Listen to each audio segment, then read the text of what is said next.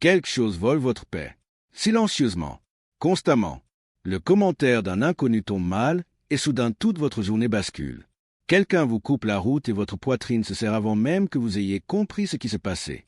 Un collègue écarte votre idée en réunion et le reste de l'après-midi devient une lente rumination de conversations rejouées et de réponses imaginées. C'est ce que ressent quelqu'un qui est émotionnellement disponible à tout. Chaque petite offense, chaque inconvénient, chaque mot négligent de quelqu'un qui aura oublié l'avoir dit dès le lendemain matin. Vous n'avez pas choisi de réagir. Ça s'est simplement produit. Et cet espace entre le stimulus et la réponse, c'est là que vit votre liberté, ou qu'elle meurt. Les stoïciens le savaient. Marc Aurèle gouvernait l'empire le plus puissant du monde tout en gérant des épidémies, des guerres et des trahisons. Épictète est né esclave. Sénèque a navigué entre l'exil et la trahison politique. Aucun d'eux n'était immunisé contre les épreuves. Ce qui les distinguait était quelque chose de plus discret. Une relation entraînée et délibérée avec leur propre esprit. Ils appelaient cela la citadelle intérieure. Une forteresse que le monde ne peut pas envahir. Vous pouvez construire cette forteresse, vous aussi. Non pas en supprimant ce que vous ressentez, non pas en faisant semblant que rien ne fait mal, mais en pratiquant, une habitude à la fois, le type de maîtrise émotionnelle qui vous rend véritablement intouchable. Si vous êtes prêt à cesser de réagir et à commencer à choisir, écrivez « Citadelle » dans les commentaires. Voyons qui est en train de construire. Voici les 14 habitudes stoïciennes qui vous y mèneront. Habitude 1. Maîtrisez la pause. Chaque réaction émotionnelle que vous avez regrettée a commencé de la même façon. Rapidement, la remarque blessante a été renvoyée avant même que vous l'ayez réfléchi. L'email défensif a été envoyé dans le feu de l'action. La dispute s'est enflammée non pas parce que l'une ou l'autre partie était vraiment en colère, mais parce qu'aucune des deux ne s'est arrêtée assez longtemps pour choisir autre chose. La vitesse est l'ennemi de l'intelligence émotionnelle et les stoïciens l'avaient compris avec une précision presque chirurgicale. Épictète enseignait qu'entre chaque événement et chaque réponse, il existe un espace. La plupart des gens ne trouvent jamais cet espace parce qu'ils ne l'ont jamais cherché. Ils traitent la réaction comme automatique, comme s'ils n'avaient pas le choix, comme si l'émotion qui monte en eux était la même chose que l'action qu'ils posent. Mais ce n'est pas le cas. Ressentir de la colère et agir sous l'emprise de la colère sont deux choses entièrement différentes. Et confondre les deux est l'une des erreurs les plus coûteuses qu'une personne puisse commettre. Voici à quoi ressemble concrètement la maîtrise de la pause. Quelqu'un dit quelque chose qui fait mal. Votre système nerveux l'enregistre immédiatement. Votre rythme cardiaque s'accélère, votre mâchoire se serre, vos pensées se précipitent vers une réponse. Cette cascade physique est réelle et vous n'êtes pas censé prétendre qu'elle n'existe pas. Mais avant d'ouvrir la bouche, d'envoyer ce message ou de prendre cette décision, vous introduisez un délai délibéré, une respiration, un compte jusqu'à 10, une question posée tranquillement à vous-même. Ce que je suis sur le point de faire va-t-il me servir ou va-t-il servir l'émotion de ce moment? Marc Aurèle a beaucoup écrit sur la discipline de la première réponse. Il comprenait qu'un esprit entraîné à faire une pause est un esprit qui ne peut pas être facilement manipulé. Pensez à ce que cela signifie dans votre vie quotidienne. Quand quelqu'un essaie de vous provoquer et que vous ne mordez pas à l'hameçon, vous n'avez pas perdu. Vous avez gagné quelque chose qu'ils ne comprendront jamais pleinement. Vous avez démontré que vous n'êtes pas une simple machine programmée pour produire de la colère quand la colère est l'entrée. Vous êtes quelque chose de plus délibéré que cela. La pause n'est pas une faiblesse. Les gens confondent souvent le calme avec la passivité, comme si la personne qui ne réagit pas immédiatement avait été vaincue d'une certaine manière. C'est le contraire qui est vrai. La personne qui fait une pause détient le pouvoir dans ce moment, parce qu'elle est la seule dans la pièce à vraiment réfléchir. Tous les autres se contentent de ressentir. Sénèque l'a dit clairement dans ses écrits sur la colère. Le plus grand remède à la colère, c'est le délai, non pas la suppression, le délai. Vous ne vous dites pas que la colère est mauvaise ou qu'elle ne devrait pas exister. Vous refusez simplement de la laisser conduire. Vous la déplacez du siège du conducteur vers celui du passager et vous prenez le volant vous-même. Voici votre pratique. Pour la semaine prochaine, engagez-vous envers une seule règle. Avant de répondre à quoi que ce soit qui vous charge émotionnellement, un message, un commentaire, une situation, vous attendez.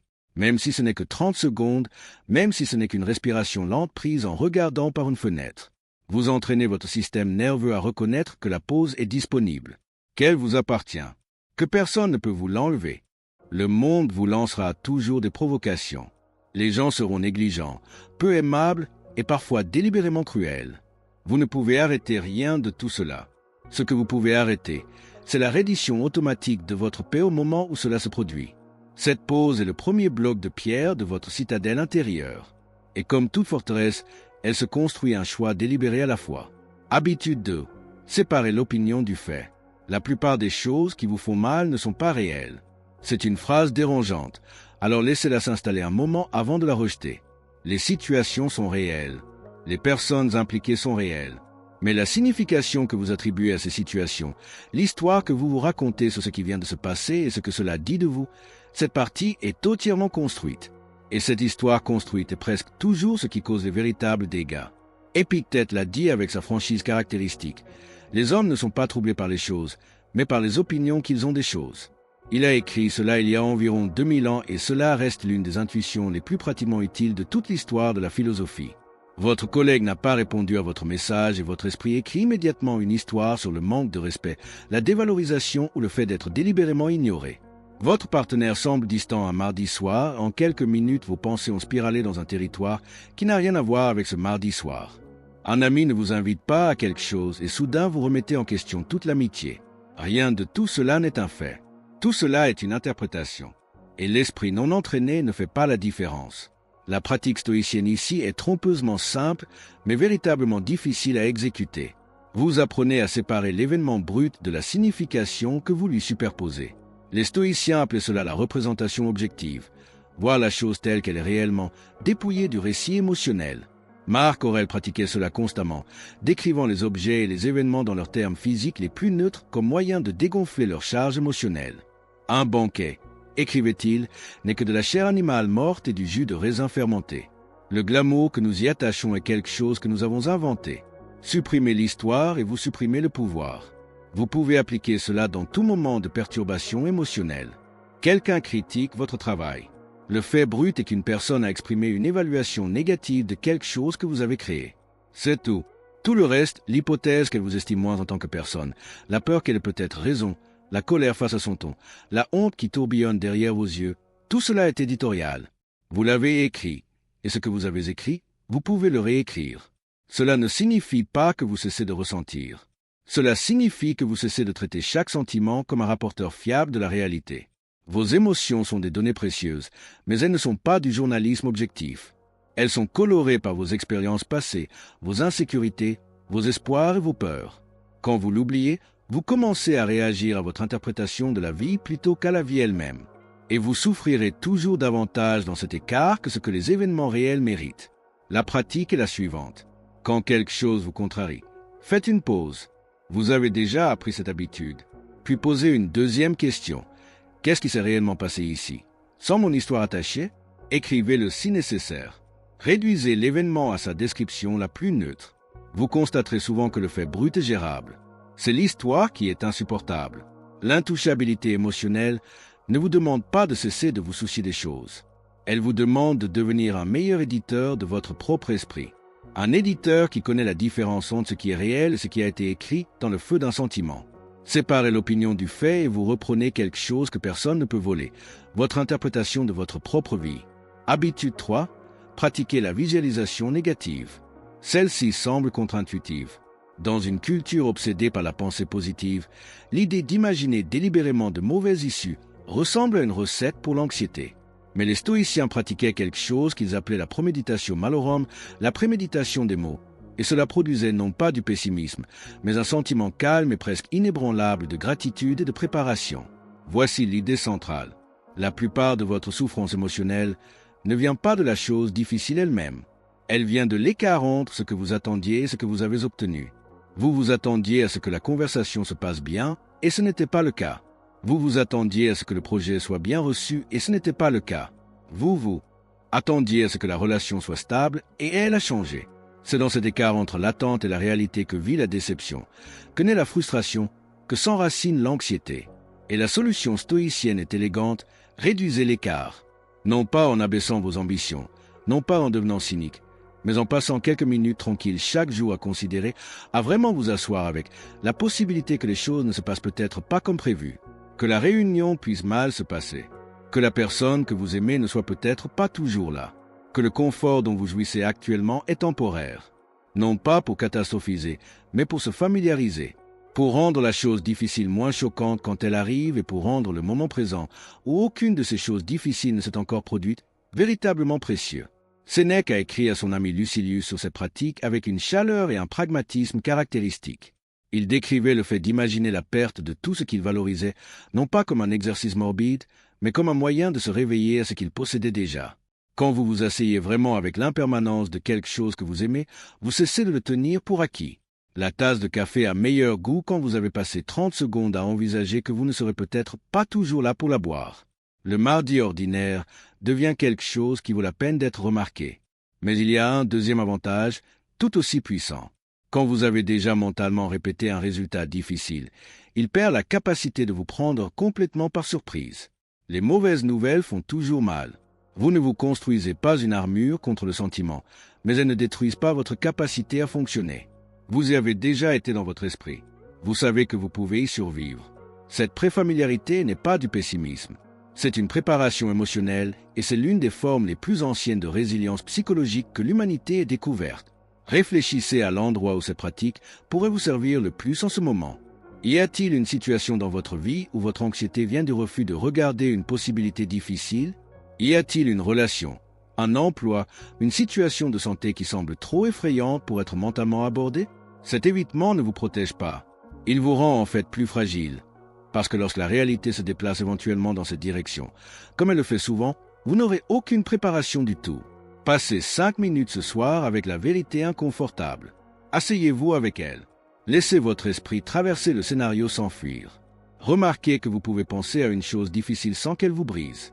Cette découverte que vous êtes plus résilient que vous ne vous êtes été vaut plus que toutes les affirmations positives du monde. Les stoïciens ne craignaient pas l'obscurité. Ils y allumaient une bougie et regardaient autour d'eux. Ce n'est pas du pessimisme. C'est la sagesse qui vous prépare à un monde qui ne coopère pas toujours avec vos plans. Habitude 4. Parlez moins, observez davantage. Il existe un type particulier de pouvoir qui appartient à la personne dans la pièce qui dit le moins. Non pas parce que le silence est intrinsèquement supérieur à la parole, mais parce que la personne qui parle moins est presque toujours celle qui écoute davantage. Et la personne qui écoute vraiment recueille quelque chose que les bavards donnent. Le contexte, les nuances, la véritable température émotionnelle d'une pièce, le besoin non dit derrière une plainte exprimée. Pendant que tout le monde est occupé à diffuser, l'observateur silencieux apprend. Et cet apprentissage se traduit directement en intelligence émotionnelle. Les stoïciens étaient extraordinairement délibérés dans le langage. Épictète enseignait à ses élèves que la première discipline n'était pas du corps ni même des émotions. C'était celle de la parole. Il comprenait que les mots prononcés à la hâte, dans la colère, par désir de paraître intelligent ou de gagner un argument, coûtent presque toujours plus qu'ils ne rapportent. Et il comprenait autre chose. La personne qui ne peut pas s'arrêter de parler est souvent la personne la plus effrayée par le silence, la plus dépendante des réactions des autres, la plus émotionnellement exposée. Pensez à la dernière fois que vous avez dit quelque chose que vous regrettiez. Il y a de fortes chances que cela ait été dit rapidement, sans réflexion adéquate, dans un moment où vous vouliez remplir un vide, vous affirmer ou vous défendre contre quelque chose qui semblait menaçant. La pratique stoïcienne de parler moins ne consiste pas à devenir enfermé ou à retenir les choses. Il s'agit de la discipline radicale de ne dire que ce qui doit véritablement être dit et de laisser le reste non dit. Il y a aussi un avantage émotionnel pratique ici. Quand vous parlez moins, vous réagissez moins. La personne qui se sent obligée de répondre à chaque commentaire, de corriger chaque malentendu en temps réel, d'avoir le dernier mot dans chaque échange, cette personne est constamment à la merci de ce qui vient vers elle. Chaque nouvelle chose dite devient une nouvelle chose à laquelle répondre. Mais la personne qui est à l'aise avec le fait de ne pas répondre, qui peut recevoir un commentaire et simplement le laisser reposer sans lancer une contre-attaque, cette personne contrôle la température émotionnelle de chaque interaction dans laquelle elle se trouve. Marc Aurèle était réputé pour être mesuré dans ses propos, malgré le fait qu'il gouvernait un empire où il aurait pu dire absolument n'importe quoi sans que personne n'ose le contredire. Il choisissait la retenue, non pas parce qu'il manquait de mots, mais parce qu'il comprenait qu'un dirigeant qui parle avec discipline commande plus de respect qu'un dirigeant qui parle avec volume. Il en va de même dans la vie ordinaire. La personne qui parle avec réflexion après délibération détient une autorité différente de celle qui remplit chaque silence. Voici à quoi ressemble concrètement la pratique.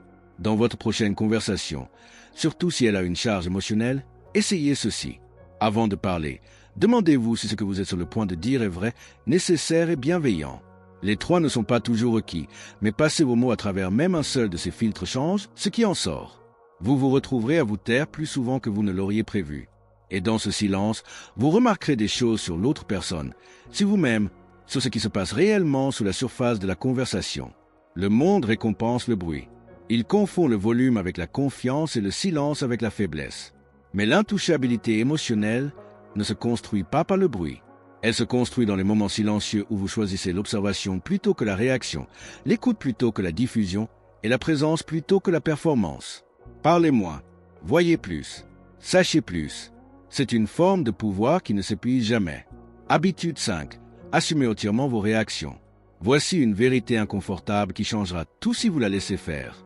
Personne ne vous fait ressentir quoi que ce soit. Ce n'est pas une technicité philosophique. C'est le fondement de la véritable liberté émotionnelle et la plupart des gens passent toute leur vie à refuser de l'accepter.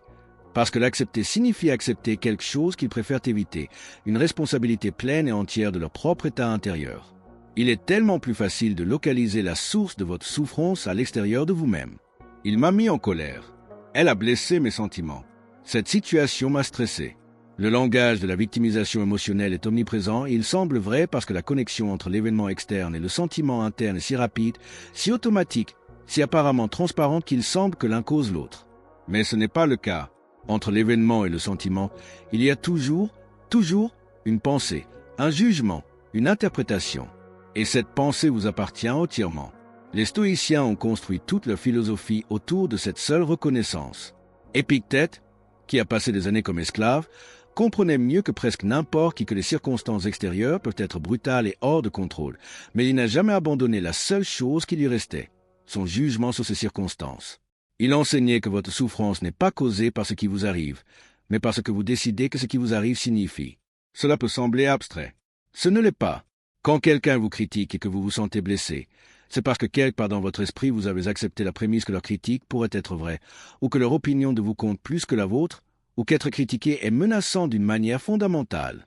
La douleur est réelle, mais elle a été assemblée par vous à partir du matériau brut des mots de quelqu'un d'autre. Ce n'est pas un reproche. C'est en fait une bonne nouvelle, parce que cela signifie que vous avez les outils pour la désassembler.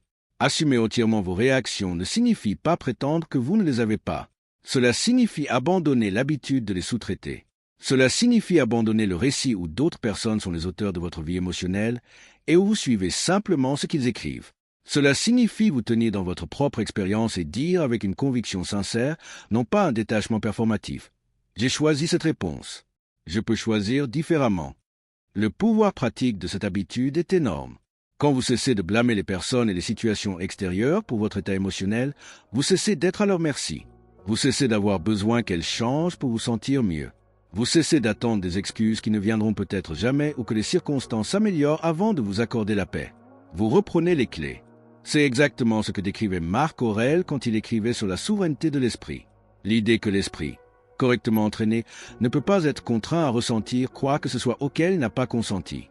Cette souveraineté est à votre disposition dès maintenant, pas après que les choses deviennent plus faciles, pas une fois que les personnes difficiles dans votre vie amélioreront leur comportement. Maintenant, voici la pratique. La prochaine fois que vous vous surprenez à dire, même intérieurement, « Tu m'as fait ressentir ça », arrêtez-vous. Remplacez-le par une déclaration plus précise. « J'ai ressenti cela en réponse à ça ». C'est un petit changement linguistique et un changement philosophique monumental, parce qu'implicitement dans cette nouvelle phrase se trouve la reconnaissance que vous étiez impliqué dans le processus, ce qui signifie que vous pouvez être impliqué dans le fait de le changer. Assumez vos réactions et vous possédez votre vie. Habitude 6. S'entraîner délibérément dans l'inconfort. Les stoïciens avaient une pratique qui sonne presque masochiste aux oreilles modernes. Ils mangeaient volontairement de la nourriture simple quand de la nourriture riche était disponible. Ils portaient des vêtements légers par temps froid. Ils dormaient sur des surfaces dures quand des surfaces douces étaient à leur portée. Non pas comme punition, mais comme entraînement. Parce qu'ils comprenaient quelque chose que la plupart des vies modernes confortables ont obscurci. La personne qui n'a jamais supporté l'inconfort est entièrement à sa merci quand il arrive sans invitation. Et il arrive toujours. Le confort n'est pas intrinsèquement mauvais, mais le confort poursuivi exclusivement, traité comme le principal objectif de la vie quotidienne, produit un type particulier de fragilité. Quand tout dans votre environnement est optimisé pour supprimer les frictions, pour offrir la commodité, pour vous épargner les difficultés, votre tolérance à l'inconfort s'érode silencieusement. Puis la vie, qui n'est pas optimisée pour votre commodité, présente une difficulté ordinaire, un délai frustrant, un défi physique, une période de tension émotionnelle, et vous vous retrouvez submergé par quelque chose qui aurait à peine été remarqué par quelqu'un avec un seuil plus élevé. La réponse stoïcienne est l'inconfort volontaire et délibéré, non pas la souffrance pour elle-même, mais une exposition intentionnelle à des expériences difficiles dans des conditions contrôlées, de sorte que quand des expériences difficiles arrivent dans des conditions non contrôlées, vous ne les rencontrez pas pour la première fois. Sénèque a écrit sur cette pratique avec une sorte d'enthousiasme calme. Il suggérait qu'occasionnellement vivre comme si vous aviez tout perdu, manger simplement, dormir sans luxe, traverser une journée sans les conforts habituels était l'un des générateurs de confiance les plus puissants disponibles. Non pas parce que la pauvreté est aspirationnelle, mais parce que découvrir que vous pouvez survivre sans vos conforts détruit la peur de les perdre. Et quand cette peur disparaît, ces conforts ne peuvent plus vous contrôler. Pensez à la dimension émotionnelle de cela. Une grande partie de ce qui rend les gens réactifs, irritables et difficiles à côtoyer dans la vie quotidienne est un faible seuil de tolérance à l'inconvénient. Le Wi-Fi est lent. La file d'attente est longue. Le plan a changé à la dernière minute. La nourriture n'est pas correcte. Chacune de ces choses est objectivement mineure. Mais pour quelqu'un dont la vie a été arrangée pour minimiser toutes les frictions, chaque chose mineure ressemble à une véritable agression. La réponse émotionnelle est disproportionnée parce que la tolérance a silencieusement diminué sans qu'on s'en aperçoive. S'entraîner délibérément dans l'inconfort inverse cela. Cela reconstruit votre seuil de l'intérieur. Quand vous prenez des douches froides, non pas parce que vous le devez, mais parce que vous avez décidé de le faire, quand vous supportez la faim un peu plus longtemps que nécessaire, quand vous faites la chose difficile avant la chose facile, vous enseignez à votre système nerveux une leçon cruciale. L'inconfort n'est pas une urgence. C'est une expérience, et les expériences peuvent être traversées. Le bénéfice émotionnel de cette pratique est significatif et quelque peu surprenant. Quand vous vous engagez régulièrement dans l'inconfort volontaire, vous commencez à ressentir une sorte de confiance tranquille dans les situations ordinaires, un sentiment que vous pouvez gérer ce que la journée présente, non pas parce que vous espérez que ce sera facile, mais parce que vous vous êtes entraîné à aller bien quand ce ne l'est pas. Cette confiance ne s'annonce pas. Elle se manifeste simplement comme une forme particulière de stabilité dans les moments où les autres sont ébranlés. Votre pratique. Cette semaine, choisissez un petit inconfort quotidien et abordez-le délibérément plutôt que de l'éviter. Il n'a pas besoin d'être dramatique. De l'eau froide à la fin de votre douche, traverser une période de faim avant de manger, s'asseoir tranquillement sans votre téléphone pendant 20 minutes. Le choix spécifique importe moins que l'intention derrière lui, qui est de vous rappeler régulièrement que vous êtes plus résilient que vos habitudes de recherche du confort ne le suggèrent. Entraînez-vous dans l'inconfort et l'inconfort perd son pouvoir de vous déstabiliser. C'est un échange qui vaut la peine d'être fait chaque jour.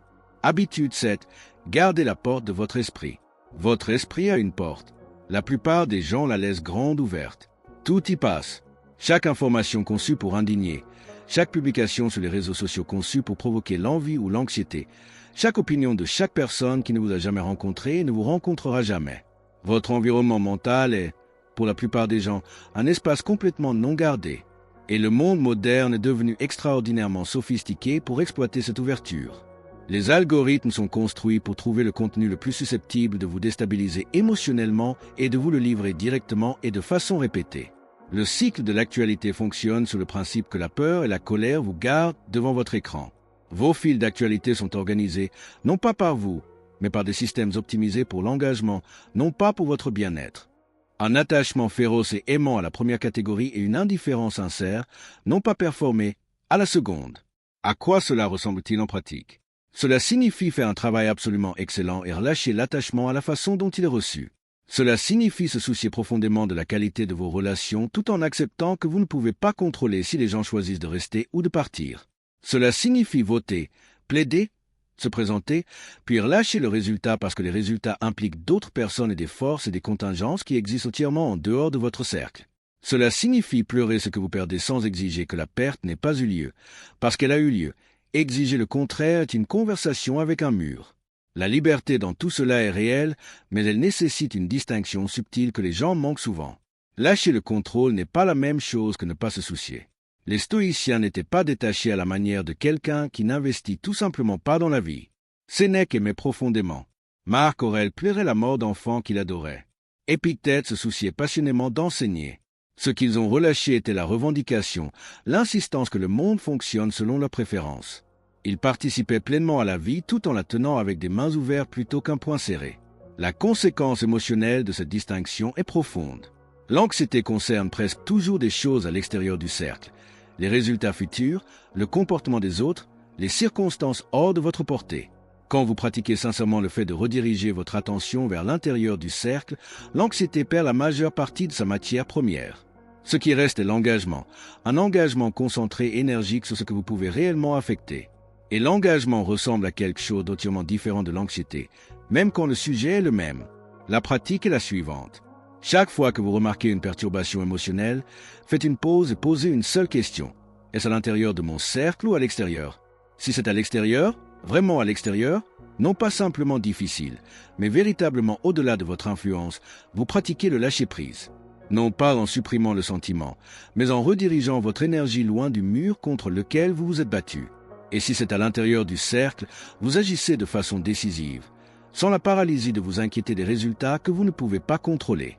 Cette habitude, pratiquée de façon constante, a un effet cumulatif difficile à décrire et facile à sous-estimer. Vous devenez plus léger, non pas parce que la vie devient plus facile, mais parce que vous cessez de porter un poids qui n'était jamais le vôtre à porter. Relâchez l'extérieur du cercle. Gardez l'intérieur. C'est là que vit votre pouvoir. Habitude 9, voir l'obstacle comme le chemin. Il y a un moment que la plupart des gens connaissent bien. Vous avancez vers quelque chose, un objectif, une relation, une version de vous-même, et quelque chose se met en travers. Le plan s'effondre. L'opportunité se ferme. La personne sur laquelle vous comptiez disparaît. Le projet échoue publiquement. Et dans ce moment, le poids émotionnel de l'obstacle ne vous ralentit pas seulement. Dans votre esprit, l'obstacle est devenu la preuve que vous aviez tort d'essayer, tort d'espérer, tort de croire que les choses pouvaient être différentes. Marc Aurèle avait une relation différente avec les obstacles. Il a écrit la ligne que Ryan Holiday allait plus tard rendre célèbre. L'impédiment à l'action fait avancer l'action. Ce qui se dresse sur le chemin devient le chemin. Ce n'était pas une rhétorique de motivation. C'était une véritable position philosophique à laquelle on était parvenu après des années à gouverner un empire qui présentait une offre interminable de problèmes apparemment insurmontables. Et l'intuition stoïcienne derrière le précise. L'obstacle n'est pas séparé de votre chemin. Il est votre chemin tant qu'il est devant vous. Qu'est-ce qui change quand vous adoptez ce point de vue? Tout, en réalité.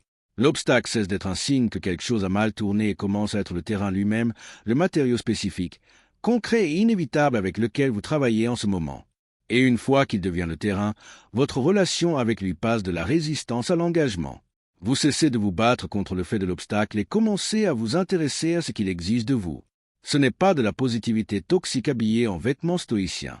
Marc Aurèle ne prétendait pas que les obstacles n'étaient pas réels ou douloureux. Il reformulait son orientation envers eux, d'une posture « Cela ne devrait pas être là. Ah, puis c'est là.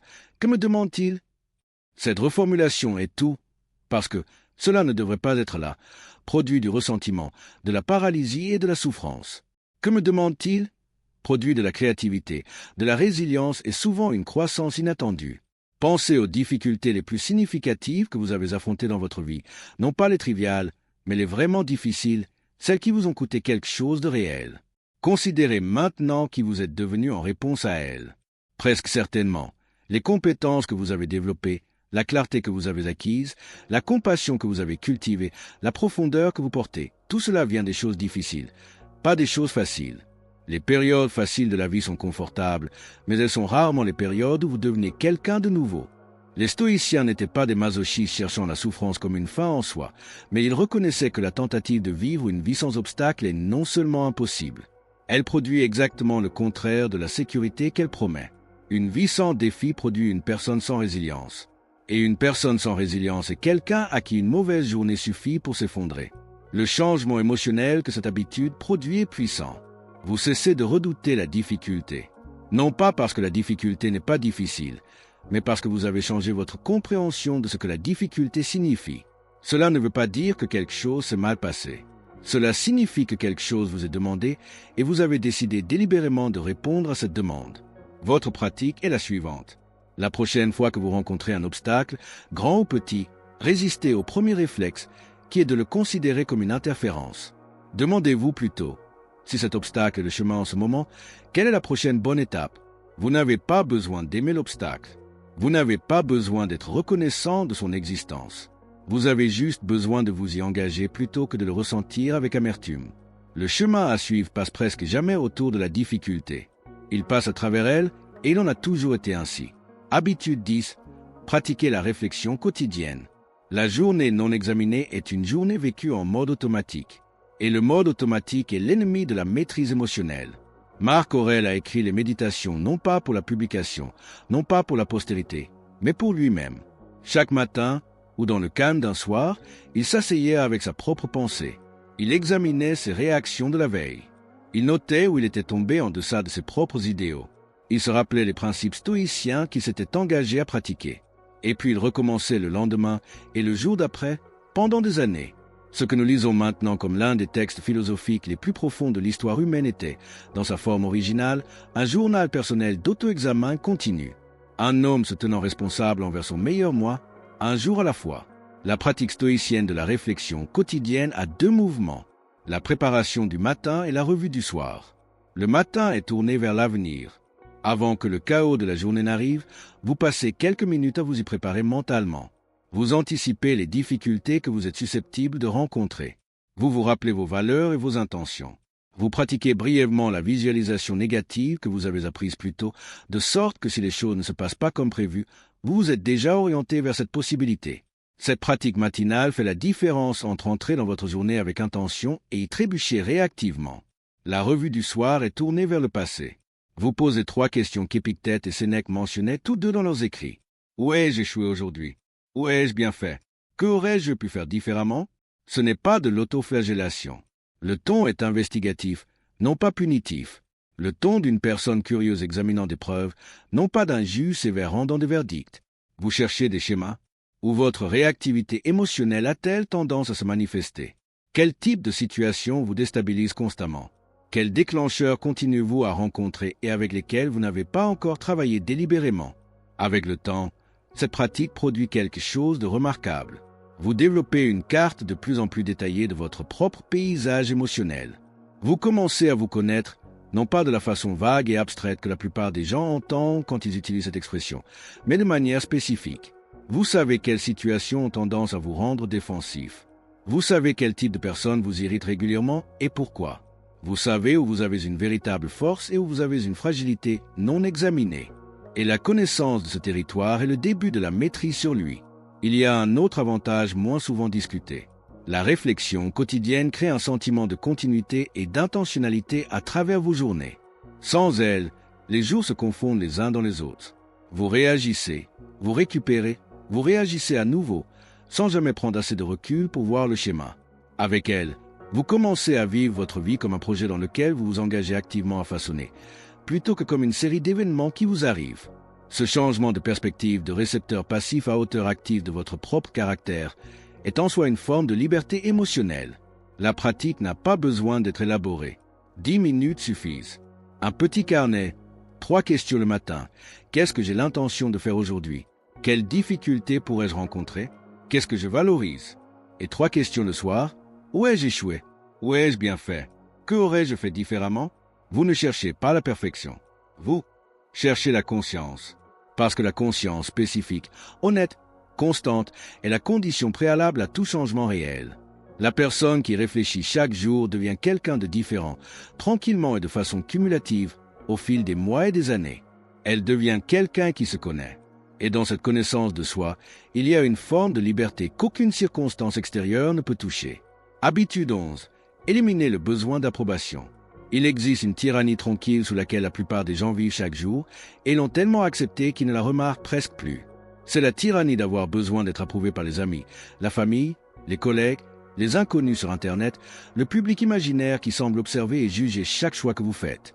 Le besoin d'approbation est l'un des leviers émotionnels les plus puissants qui existent. Et une fois que quelqu'un sait que vous l'avez, consciemment ou non, il a une influence énorme sur vous. Dites la bonne chose et vous êtes validé. Retenez l'approbation et vous êtes déstabilisé. Il faut presque rien. Un sourcil levé, une réponse tiède à quelque chose sur lequel vous avez travaillé dur, le silence là où on attendait des encouragements.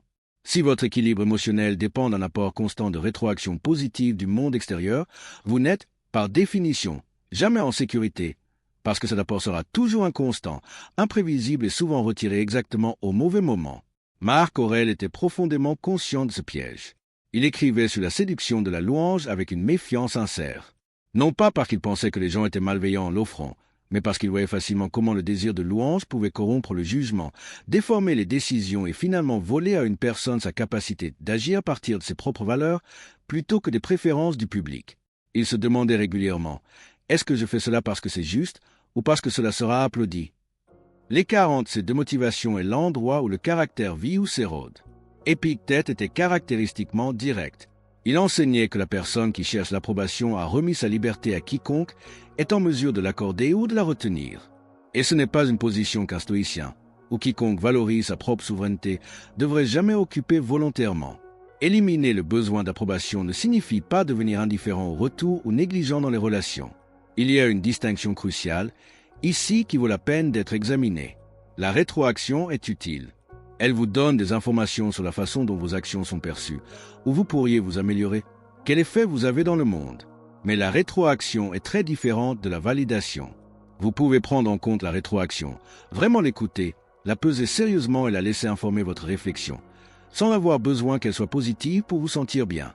La personne qui a éliminé le besoin d'approbation peut recevoir des critiques avec une véritable curiosité plutôt qu'un effondrement défensif, parce que son sens de soi ne dépend pas du verdict.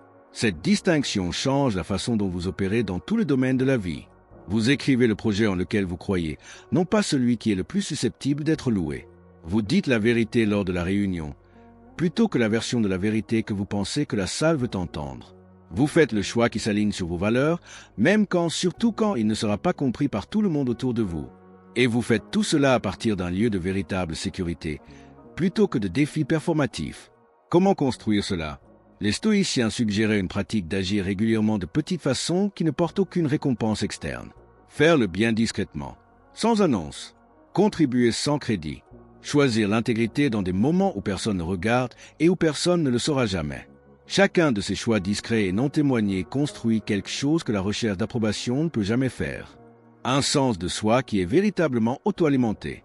Vous cessez d'avoir besoin du miroir des opinions des autres pour savoir qui vous êtes, parce que vous avez été à construire des preuves de l'intérieur.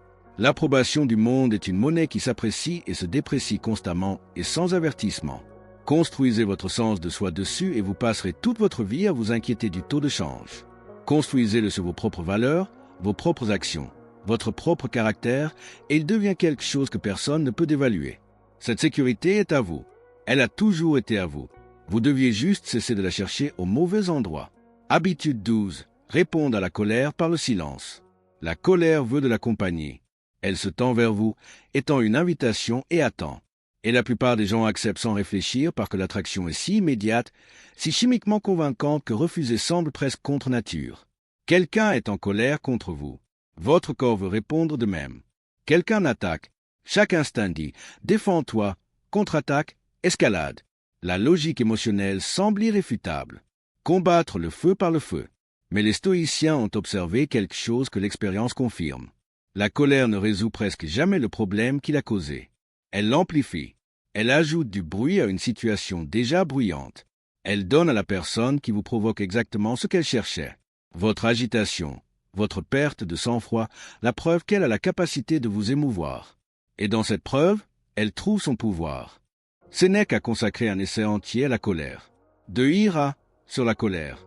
Et il reste l'un des examens les plus pratiquement utiles de l'émotion jamais écrit. Son intuition centrale était que la colère est toujours choisie, même quand elle ne semble pas l'être. Entre le déclencheur et la réponse furieuse, il y a un moment.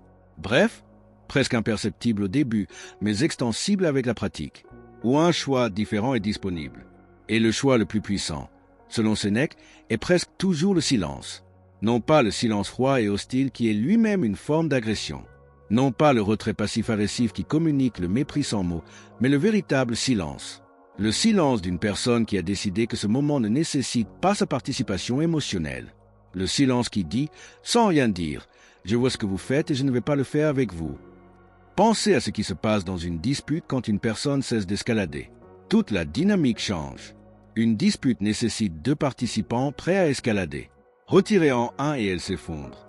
La personne qui continue à escalader devient souvent plus agitée, non pas moins, parce que la réponse attendue n'est pas venue et qu'elle ne sait pas quoi faire de cela. Pendant ce temps, la personne qui a choisi le silence traverse la confrontation avec son sang-froid intact, son esprit clair et sa capacité à penser stratégiquement complètement préservée. Ce n'est pas de la passivité. Il faut plus de force pour rester silencieux face à la provocation que pour réagir.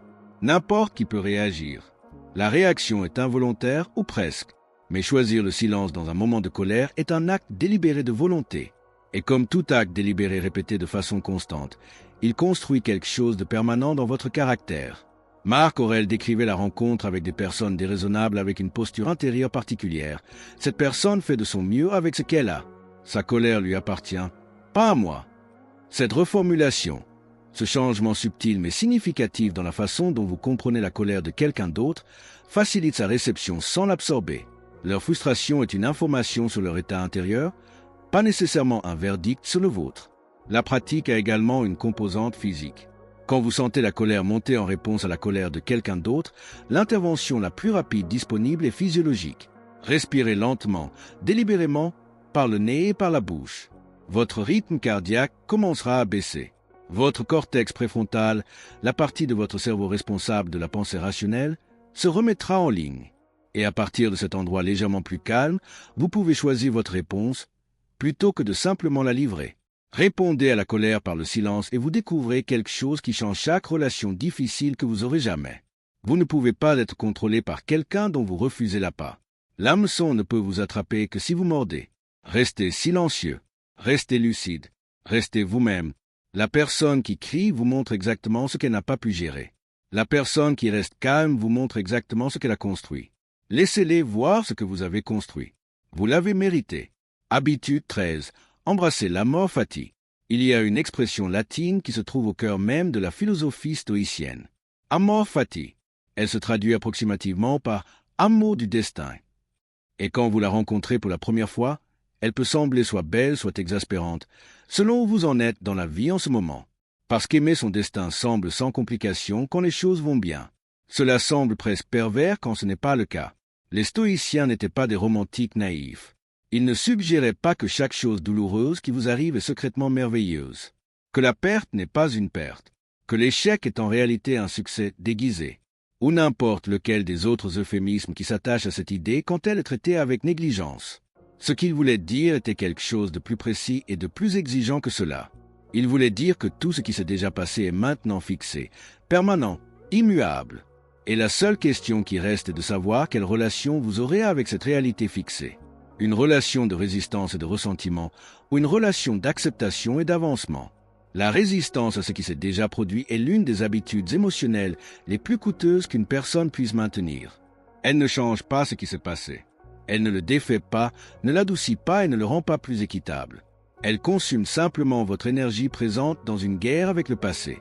Une guerre qui, par définition, ne peut pas être gagnée, parce que le passé a déjà fini de se produire et est entièrement immunisé contre vos objections. Marc Aurèle comprenait cela avec une clarté particulière parce qu'il vivait une vie qui lui donnait amplement de quoi résister. Des enfants qui mouraient avant lui, une épouse dont il remettait en question la loyauté, des conseillers qui le trahissaient, des batailles qui ne se passaient pas comme prévu, des années de peste qui décimaient son empire. Et pourtant, en lisant les méditations, ce que vous trouvez n'est pas un homme enragé contre ces circonstances. Vous trouvez un homme qui se tourne continuellement, délibérément vers elle. Non pas avec une fausse gaieté, mais avec une sorte d'acceptation ancrée qui dit « c'est ce qui est, et ce qui est, je peux travailler avec ». L'amor fati n'est pas passif. C'est la partie qui se perd quand l'expression est réduite à une affiche de motivation. Ce n'est pas s'allonger et accepter ce qui arrive sans effort ni réponse. Il s'agit de supprimer la couche de ressentiment qui draine l'énergie de votre engagement avec la réalité difficile, de sorte que toute votre énergie aille vers sa navigation réelle. Vous pouvez pleurer quelque chose et quand même l'accepter. Vous pouvez être frustré par un résultat et quand même travailler avec ce qui est devant vous. L'acceptation n'est pas de la difficulté. C'est du fait de la difficulté. Le fait est réglé. Votre réponse à celui-ci ne l'est pas. Il existe un type particulier de souffrance qui appartient exclusivement aux personnes qui n'ont pas fait la paix avec cette distinction. C'est la souffrance de « cela ne devrait pas arriver ». Non pas « cela est difficile », c'est simplement honnête, mais « cela ne devrait pas arriver », qui est une affirmation contre la nature de la réalité elle-même. Et la réalité, comme les stoïciens l'ont observé avec une certaine fréquence, ne se soucie pas particulièrement de ce qui devrait arriver. Elle est simplement ce qu'elle est. L'amor fati vous demande de faire quelque chose de véritablement difficile. De regarder les parties difficiles de votre vie, les pertes, les échecs, les déceptions, les choses qui ne se sont pas passées comme vous en aviez besoin, et de trouver un moyen de dire, non pas avec une positivité toxique, mais avec une véritable acceptation philosophique. Cela s'est passé, cela est à moi, et je vais aller de l'avant avec cela, non pas en dépit de cela, mais en tant que quelqu'un façonné par cela. Ce façonnage est réel. Chaque difficulté que vous avez traversée vous a donné quelque chose que vous n'auriez pas pu obtenir autrement. La question est de savoir si vous reconnaîtrez ce don et construirez avec lui, ou si vous passerez le reste de votre temps à vous disputer avec le passé. Aimez votre destin, non pas parce qu'il est toujours bienveillant, mais parce qu'il est à vous, entièrement, spécifiquement, irremplaçablement à vous. Habitude 14. Construire la citadelle intérieure. C'est là que toutes les habitudes précédentes convergent. Vous avez appris à faire une pause avant de réagir. Vous avez séparé l'opinion du fait. Vous avez pratiqué le fait de vous asseoir dans l'inconfort et de relâcher ce que vous ne pouvez pas contrôler. Vous avez réfléchi quotidiennement, gardé votre environnement mental, pris la responsabilité de votre propre état intérieur et trouvé des façons de traverser les obstacles plutôt que d'être arrêté par eux. Vous avez relâché le besoin d'approbation et pratiqué le fait de rencontrer la colère avec le silence. Vous avez embrassé la réalité de votre destin sans vous rendre au ressentiment. Chacune de ces habitudes est un bloc de pierre. Et ce qu'elles construisent, quand elles sont pratiquées de façon constante au fil du temps avec un véritable engagement, c'est ce que Marc Aurèle appelait la citadelle intérieure. L'image est puissante et précise. Une citadelle est une forteresse construite en hauteur, conçue pour rester debout même quand la ville autour d'elle tombe. Ce n'est pas un fantasme d'invulnérabilité. Les murs peuvent être mis à l'épreuve, et la force d'une citadelle vient d'avoir été mise à l'épreuve et d'avoir tenu, non pas de n'avoir jamais été mise au défi. Marc a utilisé cette métaphore pour décrire l'esprit souverain, entraîné et délibéré, l'esprit qui a appris à rester lui-même, peu importe ce que le monde extérieur apporte. La citadelle intérieure ne se construit pas en un jour. Elle ne se construit pas à travers la lecture, bien que la lecture puisse vous y pointer. Elle se construit à travers la pratique, une pratique répétée, souvent inconfortable, parfois échouante, accumulée sur des années. Chaque fois que vous avez choisi la pause plutôt que la réaction, vous avez posé un bloc. Chaque fois que vous avez remis en question votre interprétation plutôt que de l'accepter comme un fait, vous avez posé un bloc. Chaque fois que vous vous êtes assis dans l'inconfort plutôt que de le fuir, chaque fois que vous avez réfléchi à votre journée avec un auto-examen honnête, chaque fois que vous avez relâché une emprise sur quelque chose au-delà de votre contrôle et redirigé votre énergie vers l'intérieur, vous construisiez. La citadelle n'annonce pas son achèvement. Vous ne vous réveillez pas un matin et vous sentez soudainement intouchable. Ce qui se passe à la place est plus subtil et plus durable que cela. Vous commencez à remarquer que des choses qui avaient l'habitude de vous déstabiliser pendant des heures passent maintenant en quelques minutes. La critique qui vous aurait hanté pendant des jours atterrit maintenant, est considérée et soit incorporée, soit relâchée sans drame. La provocation qui aurait déclenché une réponse immédiate et regrettée rencontre maintenant une pause. Une vraie, non pas une performative. Et quelque chose de délibéré émerge de cette pause à la place. Les autres personnes commencent à le remarquer avant que vous ne le fassiez pleinement. Elles remarquent votre calme. Elles sont surprises par votre réponse ou votre non-réponse dans des situations qui auraient normalement produit des frictions. Elles trouvent plus difficile de manipuler votre humeur, de vous attirer dans un conflit, d'utiliser vos émotions comme outil contre vous.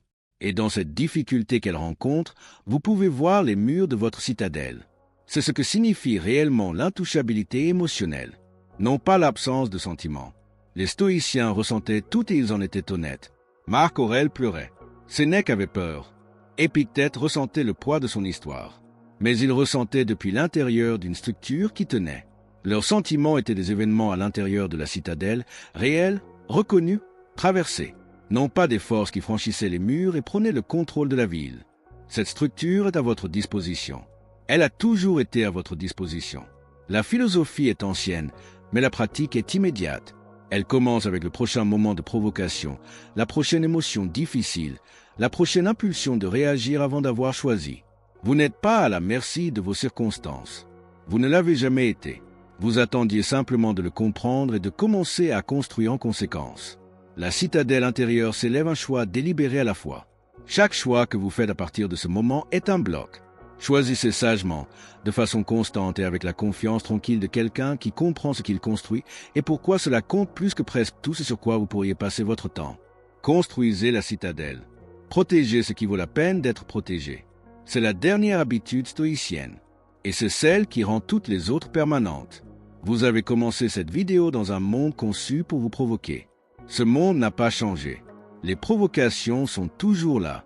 Les commentaires négligents. Les petites injustices. Les gens qui mettront votre patience à l'épreuve sans s'excuser. Les circonstances qui refuseront de coopérer avec vos plans. Rien de tout cela n'a été résolu et aucune philosophie ne le résoudra. Les stoïciens étaient honnêtes à ce sujet. La vie ne devient pas plus facile. Le monde ne devient pas plus bienveillant. Ce qui change, la seule chose qui peut changer, c'est vous. Et la version de vous qui a traversé ces 14 habitudes est déjà différente de celle qui a appuyé sur lecture. Non pas parce que vous avez absorbé des informations. Les informations seules ne changent rien. Mais parce que quelque part dans cette vidéo, quelque chose a changé. Peut-être doucement, peut-être inconfortablement, dans la façon dont vous comprenez votre propre relation avec vos émotions. Vous avez commencé à voir les 40 stimulus et réponses comme un espace qui vous appartient. Vous avez commencé à reconnaître l'histoire superposée au-dessus du fait. Vous avez commencé, peut-être pour la première fois, à prendre une véritable responsabilité de votre état intérieur, plutôt que de l'externaliser vers ce que la journée apporte. C'est le début de la citadelle intérieure. Non pas l'achèvement, le début. Et les débuts sont tout, parce que sans eux, rien d'autre ne suit. Marc Aurèle n'a jamais prétendu avoir maîtrisé sa philosophie. Il écrivait encore des rappels à lui-même dans son journal privé au sommet de son règne, se surprenant encore lui-même, pratiquant encore, atteignant encore vers son meilleur moi avec une main parfaite. C'est la forme authentique de ce travail. Non pas une destination où vous arrivez et cessez ensuite de bouger, mais une direction que vous choisissez chaque matin, avec chaque souffle d'espace que vous créez avant une réaction, avec chaque moment où vous choisissez la réflexion plutôt que le mode automatique. Sénèque a écrit à Lucilius « Commencez tout de suite à vivre et comptez chaque jour séparé comme une vie séparée. » Non pas éventuellement, non pas une fois que vous vous sentez prêt, que les conditions s'améliorent ou que les personnes difficiles dans votre vie décident de coopérer. Maintenant, ce jour, en commençant par le prochain moment qui vous demande quelque chose. Les 14 habitudes que vous avez rencontrées aujourd'hui ne sont pas abstraites. Elles sont actionnables. Elles commencent dans les plus petits moments ordinaires. Une respiration prise avant une réponse. Une question posée sur ce que vous pouvez et ne pouvez pas contrôler. Quelques minutes de réflexion vespérale avant le sommeil. Un choix de garder la porte de votre esprit contre le contenu qui ne sert personne. Aucun de ces gestes n'est grandiose. Ce sont des actes de volonté tranquille, constants et cumulatifs. Et ils se composent au fil du temps en quelque chose qui se sent et est véritablement inébranlable. Vous serez à nouveau provoqué.